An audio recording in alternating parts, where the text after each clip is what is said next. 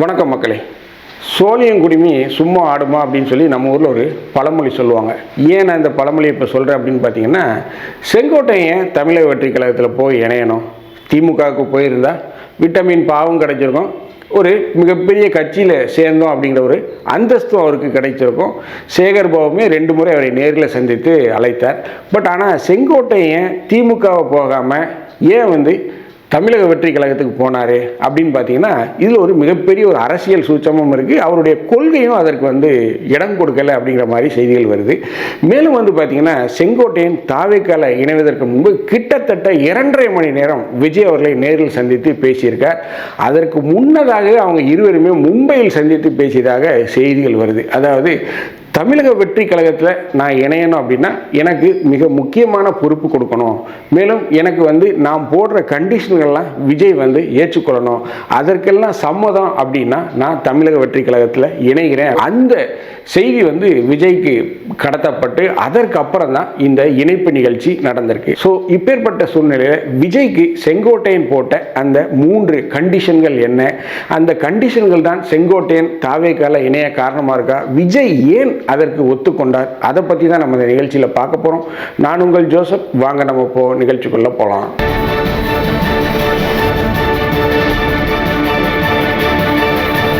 செங்கோட்டையன் ஒரு மிகப்பெரிய அரசியல்வாதி, ஒரு நீண்ட நெடிய அரசியல் அனுபவத்தை உடையவர்.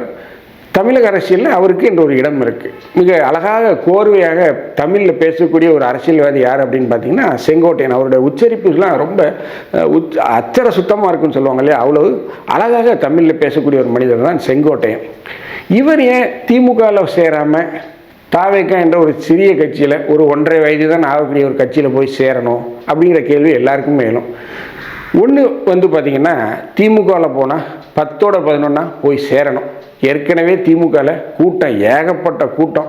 இந்த கூட்டத்தில் நம்மளும் போய் சேரணுமா, எல்லாம் இந்த ஃபுட்போர்டில் தொங்கிட்டு போவாங்க பார்த்தீங்களா பஸ்ஸில், அந்த அளவுக்கு திமுகவில் கூட்டம் இருக்குது. முதலமைச்சரை பார்த்தா யாருனாலும் வாங்க எங்கள் கட்சிக்கு கூட்டணிக்கு வாங்க, நாங்கள் சேர்த்துக்கிறோன்னு அவர் டவுன் பஸ் மாதிரி அள்ளி அடைப்பாங்க தெரியுமா, டவுன் பஸ்ஸில் அந்த மாதிரி அவர் ஏற்றிக்கிட்டு இருக்காரு. கூட்டம் பிதுங்கி வலிஞ்சிக்கிட்டு இருக்கு. ஸோ இதில் நம்மளும் போய் சேர்ந்து போய் பலிகடாவா மாட்டவா அப்படின்னு கூட அவர் யோசிச்சிருக்கலாம்.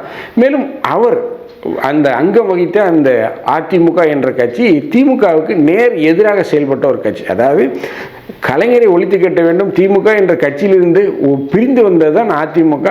ஸோ திமுகவுக்கு நேர் எதிர்மாறையான ஒரு கோட்பாடுகளையும் கொள்கைகளையும் உடைய கட்சி தான் அதிமுக. ஸோ அந்த கட்சியில் இருந்துக்கிட்டு நம்மளே போய் திமுகவில் சேர்ந்தால் நம்மளை எவனாவது மதிப்பானா அப்படிங்கிற ஒரு எண்ணம் கூட வந்திருக்கலாம். ஒரு நியாயமான எண்ணம் தான். மேலும் தமிழக வெற்றி கழகம் மிகப்பெரிய அளவில் ஒரு பவர்ஃபுல்லாக வந்துக்கிட்டு இருக்கு. அதில் எந்த மாற்று கருத்துமே இல்லை. உண்மையான நிலவரம் தான். யாராவது ஒருத்தர்கிட்ட போய் நீங்கள் கூப்பிட்டு கேட்டிங்கன்னா, எங்கள் வீட்டில் 10 ஓட்டு இருக்குது அப்படின்னு சொன்னாங்கன்னா 10 ஓட்டுமே நாங்கள் தாவேக்காவுக்கு தான் போட போகிறோம் அப்படிங்கிற ஒரு மனநிலையில் தான் மக்கள் இருக்காங்க. ஏன் அப்படின்னு பார்த்தீங்கன்னா, மாற்றத்தை மக்கள் விரும்புகிறாங்க. இப்போ சென்னையில் பார்த்தீங்கன்னா கடுமையான மழை பெய்து கொண்டு இருக்கு. இன்னமும் அதே நிலைமை தான். அந்த டிராக்டரை வச்சு தண்ணியை உரிகிறது, மோட்டரை வச்சு பம்ப் பண்ணுறது, இந்த வேலைகள் தான் நடக்கு. ஆனால் 2 வருஷத்துக்கு முன்னாடி என்ன சொன்னார் முதல்வர், 99% வேலைகள் நிறைவடைந்து விட்டன, 95% வேலைகள் நிறைவடைஞ்சிச்சுன்னு மேயர் பிரியாராஜன் அவர்கள் சொல்கிறாங்க. நகராட்சி நிர்வாகத்துறை அமைச்சர் நேரு என்ன சொல்கிறாருன்னா 99% முடிஞ்சிருச்சு அப்படிங்கிறார். ஆனால் எங்கே பார்த்தாலும் தண்ணி, மக்கள் விழுந்தெந்திரிச்சு போகிறாங்க, ரோடெல்லாம் கடுமையாக சேதம் அடைஞ்சிருக்கு. ஸோ இப்படி வருடம் இந்த புயல் மழையால் சென்னை மக்கள் அல்லோலப்பட்டுக்கிட்டு இருக்காங்க. கேட்டால் நாங்கள் 4000 கோடியை செலவு பண்ணியிருக்கோம் அப்படின்னு சொல்கிறாங்க.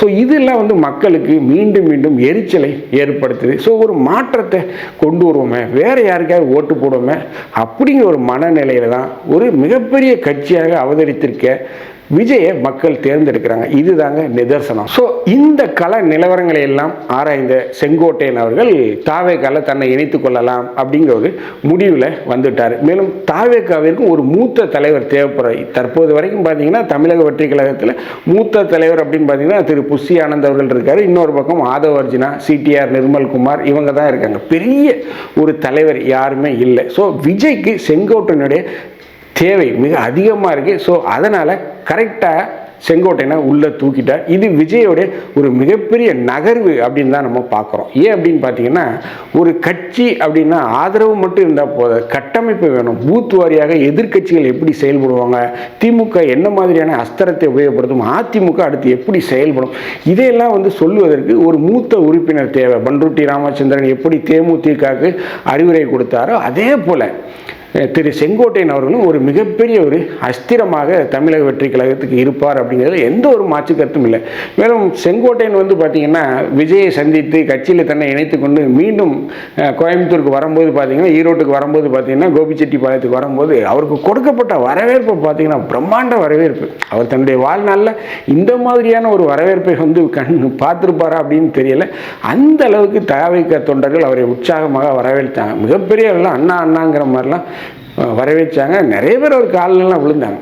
ஸோ இதையெல்லாம் பார்க்கும்போது தாவேகா தொண்டர்கள் அவரை மனதார வரவேற்கிறார்கள், ஏற்றுக்கொண்டார்கள் அப்படிங்கிறது தான் ஒரு மிக முக்கியமான விஷயமாக பார்க்கப்படுது.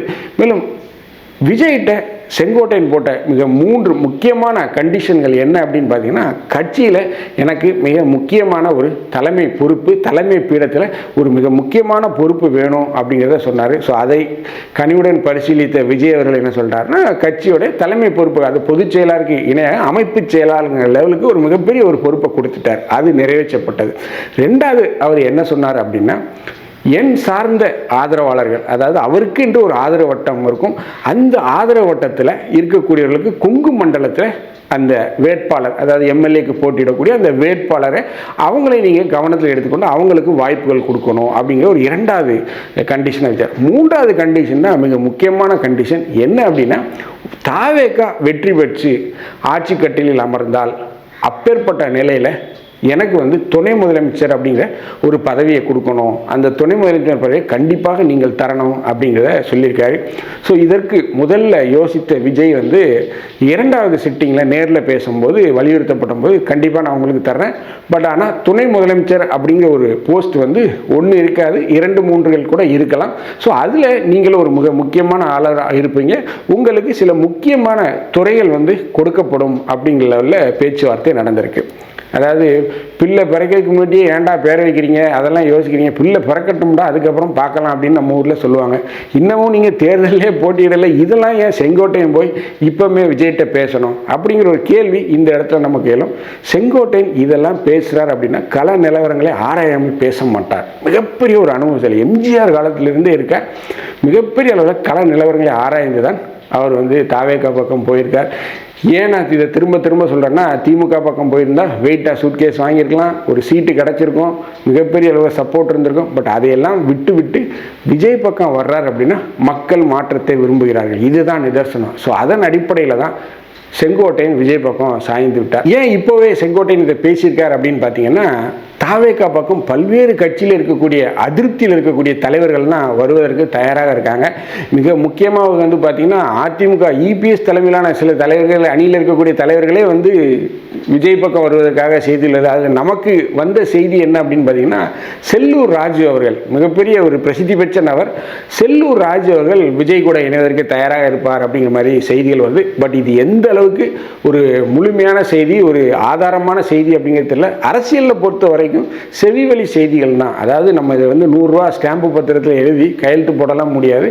அரசியல் மேகங்கள் சூழ இந்த அரசியல்வாதிகளுடைய மனம் அப்படிங்கிறது மாறிக்கொண்டே தான் இருக்கும், இதுதான் நிதர்சனம். ஸோ செல்லூர் ராஜு அவர்கள் விஜய் பக்கம் தாவேகா தலைமையில் இணையலாம் அப்படிங்கிற ஒரு செய்திகள் வந்துகிட்டு இருக்கு. பல்வேறு தலைவர்கள், அரசியல் முகவரி இல்லாத, அரசியல் முகவரிக்காக போராடி கொண்டிருக்க பல்வேறு கட்சியில் இருக்கக்கூடியவர்கள்லாம் விஜயுடைய தாவேகால இணையலாம் அப்படிங்கிற மாதிரி தான் செய்திகள் வந்து கொண்டிருக்கு. ஸோ என்னை பொறுத்தவரை செங்கோட்டையன் தாவேகாவிற்கு பலம், ஆனால் புஷி ஆனந்திற்கு அவர் ஒரு பலவீனம். இந்த வீடியோ உங்களுக்கு பிடிச்சிருந்துச்சுன்னா தயவுசெய்து லைக் பண்ணுங்கள், ஷேர் பண்ணுங்கள், சப்ஸ்கிரைப் பண்ணுங்கள். மறக்காமல் உங்கள் கருத்துக்களை கமெண்ட் செக்ஷனில் சொல்லுங்கள். நன்றி, வணக்கம்.